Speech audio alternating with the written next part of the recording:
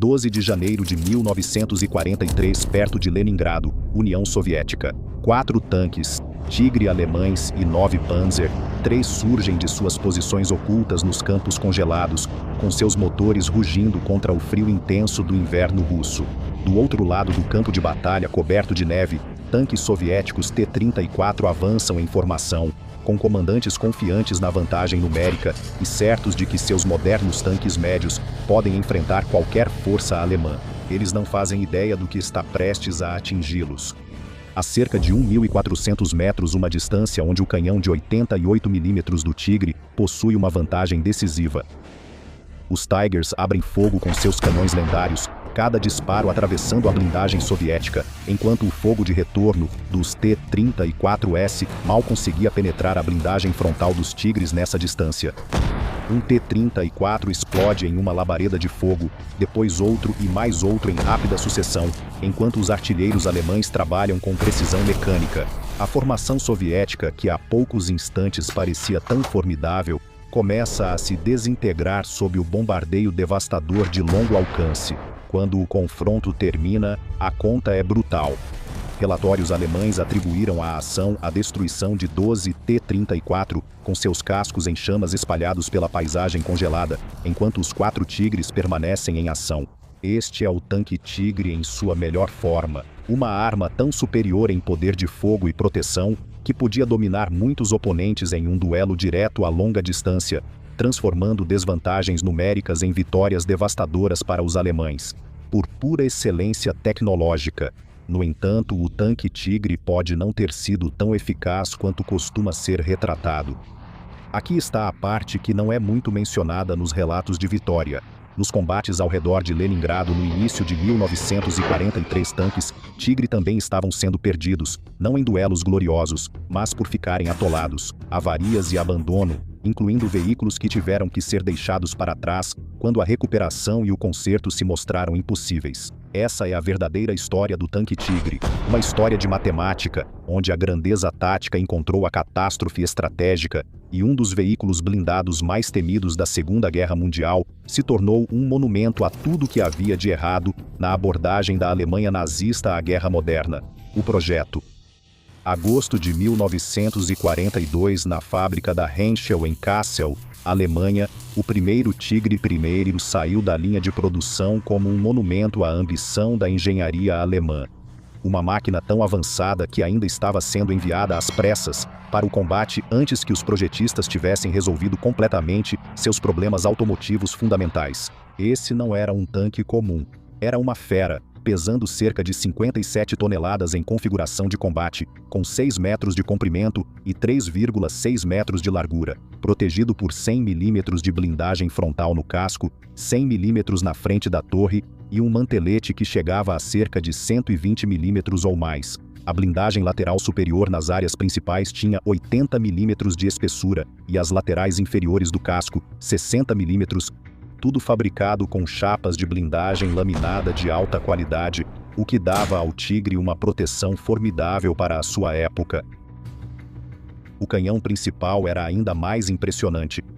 Um canhão de 88 mm, KWK-36, L-56, derivado da famosa família de canhões de 88 mm da Alemanha, agora montado em uma torre de tanque, com ópticas Zeiss tão precisas que tripulações experientes podiam engajar e destruir alvos a distâncias superiores a 1.400 metros.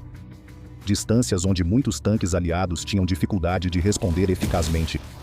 Uma combinação de blindagem formidável e poder de fogo devastador a longa distância fez do Tiger um dos tanques mais temidos da guerra. Mas mover essa fortaleza móvel exigiu soluções de engenharia que levaram a tecnologia alemã ao limite. Os primeiros Tigers usavam um Maybach HL-210. Mais tarde, os Tigers passaram a usar um Maybach HL-230 T45, V12 de 700 cavalos de potência, junto com uma transmissão Maybach Alvar, com 8 marchas à frente e 4 à ré, além de um sistema de rodas sobrepostas. Isso parecia inovador no design, mas se mostrou altamente vulnerável à lama, detritos e às condições de congelamento do inverno russo. O Tiger foi colocado em serviço às pressas, ainda em sua fase inicial, o que significa que cada componente era tecnologia de ponta que não havia sido devidamente testada em condições prolongadas de campo. Nada foi projetado para facilitar a fabricação ou o reparo, e nada era barato. O custo. Cada tanque Tiger custava cerca de 250 mil Reichsmarks para ser fabricado, um valor tão impressionante que exige contexto. Um tanque médio, Panzer IV, custava aproximadamente entre 103 mil e 116 mil Reichsmarks, enquanto um canhão de assalto, Stug III, custava cerca de 82.500 Reichsmarks. Isso significava que, pelo preço de construir um único Tiger, a Alemanha poderia fabricar 2 confiáveis Panzer IV ou aproximadamente 3 Stug III altamente eficazes. E esse cálculo nem sequer leva em conta os custos ocultos, mas o peso financeiro era apenas o começo do problema. Cada Tiger exigia grande investimento de mão de obra para ser construído. Um número frequentemente citado coloca esse valor em cerca de 300 mil horas. Homem muito mais do que os tanques médios e canhões de assalto padrão da Alemanha, consumindo trabalhadores qualificados, ferramentas de precisão e capacidade de fabricação que a indústria alemã precisava desesperadamente para outros materiais de guerra. As fábricas de Kassel foram repetidamente bombardeadas por bombardeiros pesados da Força Aérea Real durante a guerra, interrompendo a produção e forçando a descentralização, o que complicou a cadeia de suprimentos. A produção atingiu o pico de apenas 104 tanques em abril de 1944 e a produção total do Tiger Premium, quando a fabricação terminou em agosto de 1944, ficou em apenas 1.347 tanques, uma ninharia se comparado à produção dos aliados. Para entender o quanto esses números prejudicaram a Alemanha, considere o seguinte: as fábricas americanas fabricaram Shermans em ritmo que nenhum programa alemão de tanques pesados igualou. A produção total de Tigers, quando a fabricação terminou em agosto de 1944, foi de apenas 1.347 tanques, enquanto a produção total de Shermans ultrapassou 49 mil veículos, e a produção soviética de T-34 chegou às dezenas de milhares. Os alemães estavam cuidadosamente construindo instrumentos de precisão, quando a guerra moderna exigia marretas. Mas em termos de desempenho puro em combate, essa precisão realmente fazia uma diferença enorme. O campo de batalha, na frente oriental, em 1943 batalhões de tanques pesados equipados com Tigers alcançaram resultados que pareciam desafiar a lógica militar e a matemática básica, transformando o que deveriam ser derrotas alemãs em vitórias táticas impressionantes graças à pura superioridade tecnológica. O batalhão pesado de tanques 502, destacado perto de Leningrado, relatou uma proporção de 13,08 tanques soviéticos destruídos para cada Tiger perdido em combate. A 13ª Companhia do Regimento Panzer, Grossdeutschland, relatou uma proporção ainda mais impressionante de 16,67 para 1, enquanto outras unidades de Tiger registravam regularmente índices de abates em 2 dígitos. Isso levou oficiais de inteligência aliados a questionarem se os relatórios eram realmente precisos. Esses não eram apenas slogans de propaganda criados para aumentar o moral ou garantir mais financiamento, mas ainda assim eram reivindicações de combate alemãs e compilações feitas após a guerra, e não totais perfeitamente auditados de perdas inimigas.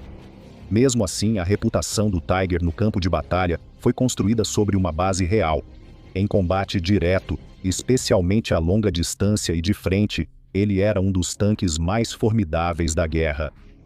Isso é um desempenho de nota máxima por qualquer padrão militar possível. O tipo de resultado que deveria ter vencido campanhas e mudado o rumo das batalhas. Mas então a realidade interfere na forma de perdas não relacionadas ao combate.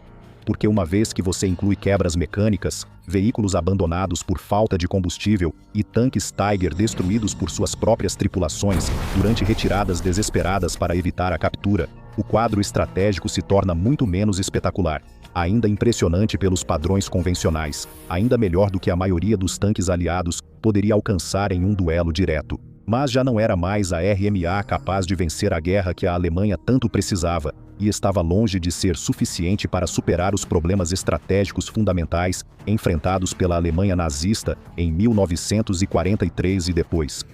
O apetite do monstro. O consumo de combustível do Tigre transformou o brilhantismo tático em um pesadelo estratégico diante de uma realidade simples e devastadora. Ele consumia combustível a uma taxa assustadora, mais de 4 litros por quilômetro, em estradas sob condições favoráveis e significativamente pior em condições de combate, com manobras constantes, aceleração e operação em altas rotações. Para colocar isso em perspectiva, de uma forma que os leitores modernos possam entender, seu carro de família provavelmente faz cerca de 25 milhas por galão, enquanto a capacidade de combustível de 540 litros do Tiger resultava numa autonomia rodoviária, frequentemente estimada em cerca de 120 a 125 quilômetros, sob condições favoráveis e muito menos em terrenos acidentados. Os logísticos alemães às vezes usavam números de planejamento mais otimistas, mas em operações de combate reais através do terreno lamacento da Rússia ou do interior acidentado da França, a autonomia prática era frequentemente bastante reduzida. Isso gerou pesadelos logísticos que os intendentes alemães enfrentaram durante toda a guerra, pois a Alemanha lidava com suprimentos de petróleo cada vez menores devido aos constantes bombardeios aliados. As usinas de combustível sintético eram destruídas, os campos de petróleo romenos sofriam crescente pressão soviética e as refinarias húngaras operavam bem abaixo da capacidade. Cada Tiger no campo de batalha consumia combustível a uma taxa que tornava a já desesperadora situação de combustível alemã ainda pior. As consequências operacionais se repetiram campanha após campanha. Na Normandia e também na Frente Oriental, as unidades de Tiger ainda podiam causar perdas severas em batalha. Mas durante as retiradas, muitos tanques pesados foram abandonados ou destruídos por suas próprias tripulações porque o combustível, as peças de reposição e a capacidade de recuperação haviam colapsado. A transmissão representava um dos elos mais fracos dos Tigers, o calcanhar de Aquiles que podia transformar um veículo de combate quase indestrutível em um caixão de aço imóvel mais rápido do que o fogo inimigo jamais conseguiria. A transmissão Maybach-Alvar era uma obra-prima da ousadia da engenharia. 8 marchas à frente, 4 marchas à ré, controles assistidos hidraulicamente e um sistema de pré-seleção semi-automático. Isso a tornava revolucionária em design e, teoricamente, capaz de lidar com o imenso peso e os requisitos de potência de um tanque de 57 toneladas, mas teoria e prática divergiam bastante na dura realidade das operações de combate. Relatórios de manutenção alemães ao longo da guerra pintam um quadro sombrio. Havia reclamações recorrentes sobre quebras no sistema de transmissão final em vários tipos de veículos blindados alemães, e os Tigres não eram exceção. A transmissão superaquecia durante operações prolongadas. Os sistemas de transmissão final podiam perder dentes das engrenagens sob grandes torques, e o complexo sistema de rodas sobrepostas podia travar com lama congelada nos invernos russos ou entupir com detritos no verão, imobilizando o tanque tão efetivamente quanto o fogo inimigo. Quando as esteiras saíam do lugar devido à alta tensão necessária para mover 57 toneladas de aço, os pinos das esteiras frequentemente precisavam ser explodidos com pequenas cargas explosivas, porque a tensão tornava extremamente difícil removê-los pelos meios normais. Os procedimentos padrão de recuperação frequentemente exigiam 2 ou até 3 enormes SDKFZ-9 semi-lagartas pesados para rebocar um Tiger imobilizado. Esses veículos de recuperação especializados eram raros na linha de frente, então as equipes geralmente usavam outro Tiger em operações de recuperação, apesar de regulamentos explícitos desencorajarem essa prática, pois poderia superaquecer a transmissão do Tiger rebocador e causar uma segunda pane, deixando ambos os veículos imobilizados. A verdadeira cena de combate. Para entender o que as tripulações do Tiger realmente vivenciaram, imagine-se como um comandante de tanque Tiger, em junho de 1944, quando seu batalhão recebe ordens para avançar em direção à Normandia para conter a invasão aliada, que ameaça romper toda a frente ocidental. Seu batalhão teoricamente contém 45 Tigers, organizados em 3 companhias. Mas bem menos estão realmente operacionais quando a ordem de movimentação é dada. O restante está preso em depósitos de manutenção, esperando por peças de reposição que não existem, passando por reparos de motor que levam semanas. porque os mecânicos não podem retirar componentes de outros tanques Tiger avariados, ou estão parados com transmissões defeituosas que exigem grandes substituições que simplesmente não estão disponíveis no sistema de suprimentos. Você se move principalmente à noite, porque a superioridade aérea dos aliados torna a viagem durante o dia extremamente perigosa, com caças-bombardeiros patrulhando as estradas, procurando por qualquer veículo alemão tolo o suficiente para se expor em plena luz do dia. Em longas marchas, quebras são comuns. Uma transmissão final passa a emitir ruídos metálicos preocupantes.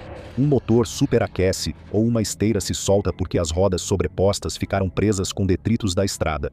E cada quebra custa horas, enquanto sua equipe especializada tenta fazer reparos no campo com ferramentas inadequadas e peças de reposição inexistentes. Você finalmente chega perto de Villers-Bocage, depois de dias na estrada, muito mais devagar do que a situação tática exige. E você é considerado um dos comandantes de sorte porque vários Tigers do seu batalhão nem chegaram ao destino. Foram abandonados e danificados nas estradas francesas, com cargas de demolição prontas para impedir a captura pelos aliados. Agora você está em posição. Seu Tigre realmente funciona, o canhão está perfeitamente calibrado, e a blindagem é extraordinariamente difícil de penetrar pela frente, enquanto você enfrenta uma coluna de Shermans britânicos a 1.200 metros. Seu primeiro disparo atravessa a blindagem frontal do Sherman, e o tanque explode em uma bola de fogo satisfatória. Seu segundo disparo faz mais uma vítima. E quando um raro Sherman Firefly, um dos poucos tanques aliados equipado com um canhão capaz de realmente ameaçá-lo frontalmente, a uma distância útil, revida com seu canhão de 17 libras, o duelo se torna realmente perigoso. É exatamente para isso que o Tigre foi projetado. É por isso que a Alemanha investiu 250 mil marcos do Reich e um enorme esforço industrial em cada tanque. Este é o momento de triunfo. Mas então a voz apavorada do seu motorista chia pelo intercomunicador. Comandante, temperatura da transmissão crítica. Precisamos desligar imediatamente. Ou o marcador de combustível mostrando que mal há o suficiente para o próximo movimento. Ou o temido redutor final está fazendo aquele barulho de novo. Precisamos recuar para manutenção agora. O jogo dos números. Quando você imagina a matemática estratégica com clareza, a impossibilidade fundamental do programa Tiger se torna inegável. 1.347 Tigers, construídos ao longo de 2 anos de produção, enfrentando a produção soviética, que fabricava enormes quantidades de tanques T-34 e uma máquina industrial americana, produzindo Shermans numa escala que a Alemanha não tinha como igualar.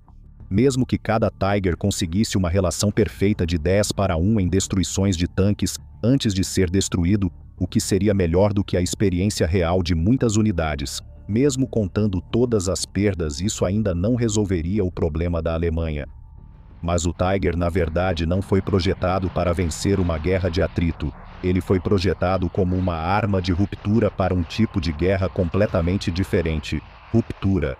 A doutrina operacional fazia todo sentido quando os planejadores da Wehrmacht a criaram em 1941 e 1942. Batalhões de tanques pesados contendo 45 Tigers, cada seriam mantidos no comando do exército e enviados para setores críticos, onde seu poder de fogo e blindagem superiores poderiam romper as linhas defensivas inimigas, criar caos na retaguarda inimiga e permitir que divisões Panzer mais leves explorassem as brechas no melhor estilo Blitzkrieg clássico. Em Kursk, em julho de 1943, essa doutrina ainda podia funcionar durante as fases iniciais do ataque, com os Tigers liderando o avanço contra posições defensivas soviéticas fortemente fortificadas. Sua blindagem espessa resistia aos disparos dos T-34 que teriam destruído tanques inferiores. Seus canhões de 88 mm enfrentavam blindados soviéticos a distâncias em que o fogo de retorno geralmente era ineficaz, conforme relatórios de combate alemães. Tigres individuais absorviam repetidos impactos sem ficarem fora de combate e continuavam lutando por horas depois. O efeito psicológico sobre as tripulações de tanques inimigos era enorme e imensurável. Enfrentar tigres podia parecer uma missão suicida, e os tripulantes aliados desenvolveram um medo real de encontrá-los. porque uma tripulação de Sherman que avistasse um tigre a longa distância sabia com absoluta certeza que o tigre poderia destruí-los, enquanto eles tinham pouca chance de penetrar a blindagem frontal do tigre, nas mesmas condições. Esse medo era real, mas os aliados rapidamente perceberam algo crucial.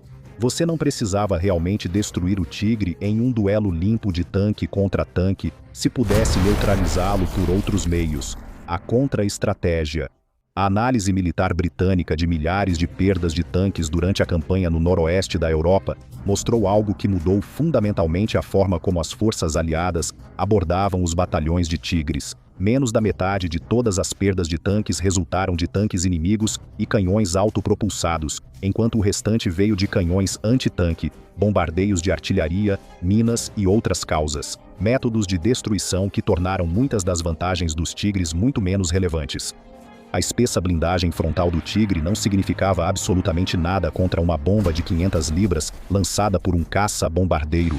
Seu canhão preciso de 88 mm não podia atingir um obuseiro disparando a 5 km de distância, e sua óptica superior era completamente inútil contra minas que podiam arrancar uma esteira ou destruir a transmissão final.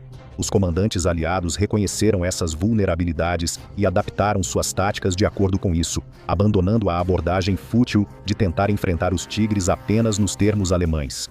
Em Villers-Bocage, após o confronto da manhã em que o ataque de Wittmann devastou uma coluna britânica, as forças britânicas mudaram sua abordagem tática para os combates posteriores. Fortificaram a cidade com infantaria, colocaram canhões antitanque em cruzamentos para criar tiros cruzados e usaram ruas estreitas para anular a vantagem do tigre, forçando o combate corpo a corpo.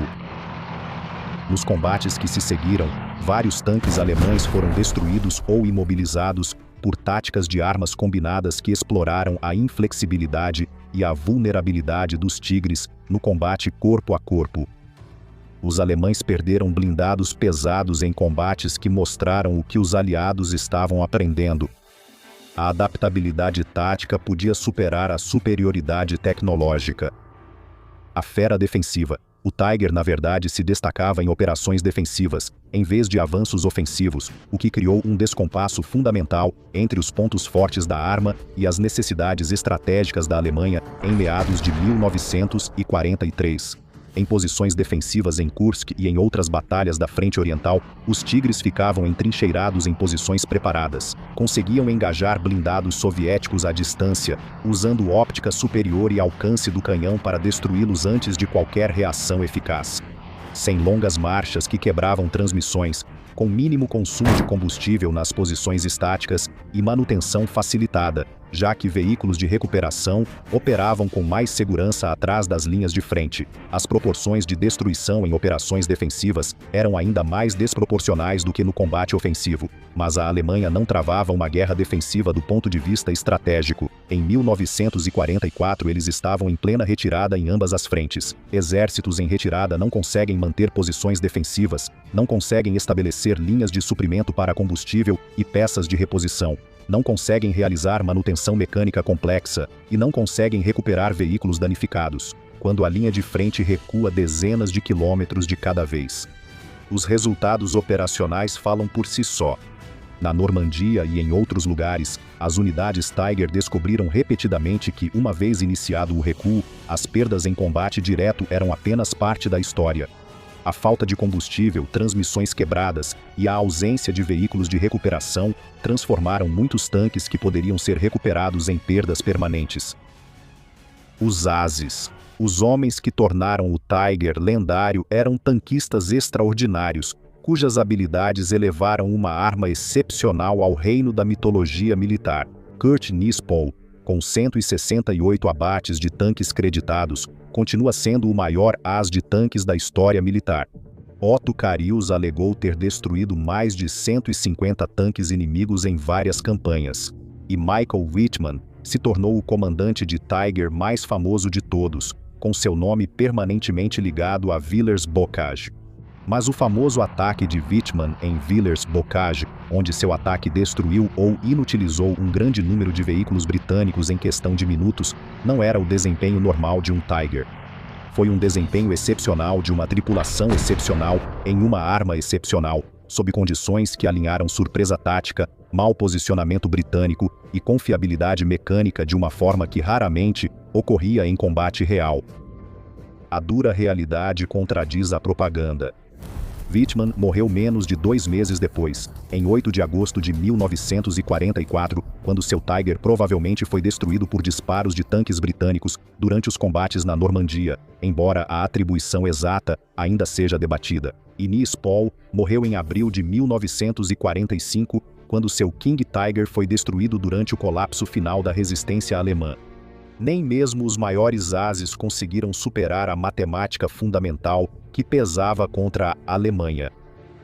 O veredito: então o tanque Tiger era realmente um mau projeto? Não, absolutamente não.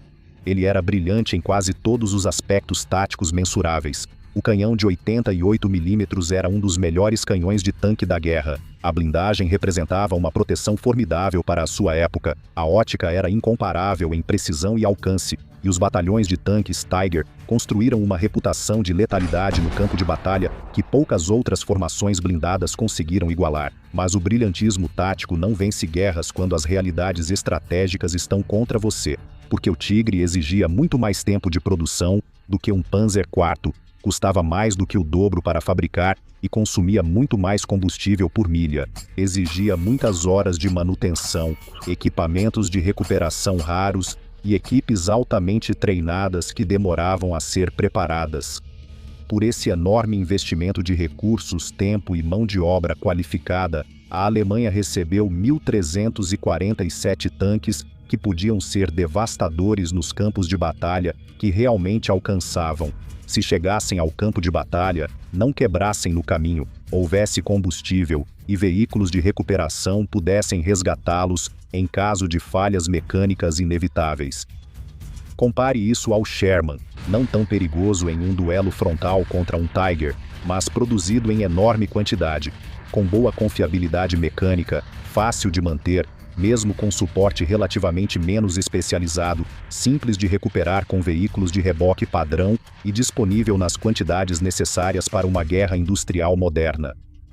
O legado, a brutal ironia do tanque Tiger é que ele criou uma arma psicológica tão poderosa que o mito sobreviveu ao próprio veículo de combate e afetou as decisões dos aliados durante toda a guerra e por décadas depois. Os tripulantes de tanques aliados realmente temiam encontrar tanques Tiger.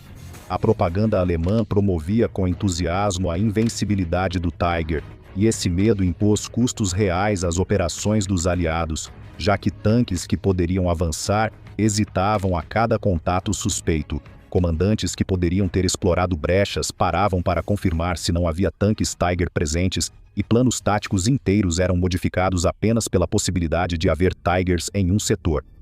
Mas os números reais contam uma história completamente diferente do mito. No dia D e na campanha da Normandia que se seguiu, os Tigers eram apenas uma pequena fração da força blindada da Alemanha na França, mas ocupavam um espaço muito maior na imaginação dos aliados do que seus números reais justificavam. Isso representa a guerra psicológica bem-sucedida em sua forma mais pura, fazendo com que os aliados lutassem com medo e desviassem a atenção para combater uma ameaça que mal existia em termos numéricos. Mas o medo sozinho não impede dezenas de milhares de Shermans e vastas forças blindadas soviéticas de avançarem pela Europa. Quando você só consegue colocar em campo 1.347 Tigers em todas as frentes durante toda a guerra. Conclusão: o tanque Tiger permanece como o erro mais brilhante da Alemanha, uma obra-prima da engenharia que definitivamente provou que excelência em engenharia sozinha não pode vencer guerras modernas travadas em escala industrial. A reputação do Tiger no campo de batalha era absolutamente real. Seu canhão, blindagem e óptica faziam dele um dos tanques mais mortais da guerra em combate direto, e as unidades Tiger realmente relataram resultados extraordinários no campo de batalha. Mas esses sucessos táticos se tornaram estrategicamente irrelevantes quando a Alemanha foi massivamente superada em produção. O Tiger foi projetado para a guerra curta de manobra e rompimento, que a doutrina alemã previa em 1941 e 1942, mas acabou sendo empregado em uma longa guerra de atrito, onde o sucesso dependia da capacidade de produção, do suporte logístico e da aritmética básica. A guerra de atrito é fundamentalmente uma questão de números: 1.347 Tigers contra 49.000 Shermans, além da vasta produção soviética de tanques, tornam o resultado final matematicamente inevitável, independentemente da excelência tática. Mas por aqueles breves momentos em que as condições se alinharam perfeitamente, como naquela manhã gelada de janeiro de 1943 perto de Leningrado, quando 4 Tigers e 9 Panzer III enfrentaram os blindados soviéticos e saíram vitoriosos. E naqueles minutos em Villers-Bocage, quando um único ataque de um Tiger devastou uma coluna britânica, o Tiger foi exatamente aquilo que os engenheiros alemães projetaram para ser, tornando-se um monumento, não ao triunfo da engenharia alemã, mas à impossibilidade fundamental de vencer uma guerra industrial moderna apenas com superioridade tecnológica. Para nos ajudar a continuar criando e ter acesso antecipado a vídeos, bastidores e outras vantagens, torne-se membro no YouTube ou junte-se ao nosso Patreon. Toda ajuda conta, e como sempre, muito obrigado por assistir.